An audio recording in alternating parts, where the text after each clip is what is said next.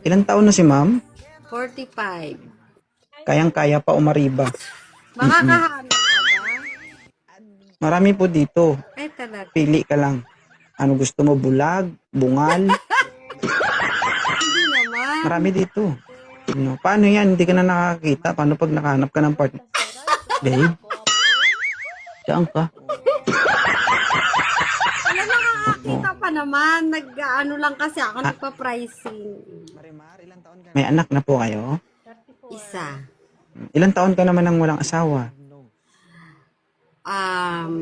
Yung Laki na bunganga mo, no? 5 years na. Kamusta naman yung mga gagamba dyan? Mga sapot dyan? Okay po ba? Uy, okay pa to kasi ang asawa ko dati is kamamatay lang, 77 years old. Matanda na. O, sinong gusto mamatay, guys? Akyat na dito. Kamamatay lang pala ng asawa nito. Ilang taon na siya? 77. Ah, iba pala yung panlasa mo. Kaya pala slightly used. Ikaw? Yes. Kilig Yung naman. mga panlasa mo pala, no? Yung mga ano na, yung mga medyo makunat na. Oo nga eh. Kaya makunat na ako eh. Sabi ko na. Oo. Kailangan ng ano, Madam. ng hindi makunat. Mahirap dyan, wala nang aray na. Aray pa yan. lalaban, no? Hindi na, Yun na nga eh. Baka ang masabi mo, wala nang kundi aray na lang.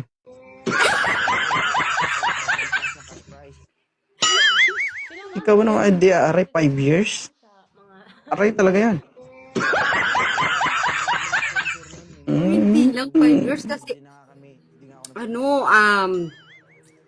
since 60 years old naman yung kasama ko, hindi naman pwede na, diba? Ibig sabihin, kapa-kapa na lang.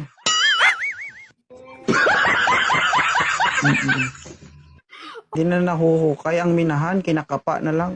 Kasi hindi naman ako sanay sa ano, okay lang yun, nakapa lang, hug lang, okay na yun. Okay. Sino mong may kamay dyan, walang paa. Kasi hag lang, okay na. Okay, ano ba yung gusto ni ma'am sa isang lalaki? Honest, tsaka masarap. Ay, sabi, masarap. Uy, Siyempre, kailangan ko ng masarap, ha? andito na naman tayo sa mga 40s, guys. Naghahanap ng masarap. Diyos ko. Kompleto ka naman sa benepisyo. May PhilHealth ka? Lahat. Swerte Pwede ka na sa akin. ma-hospital. Kung sakali lang naman, at least, di ba? Minus gastos.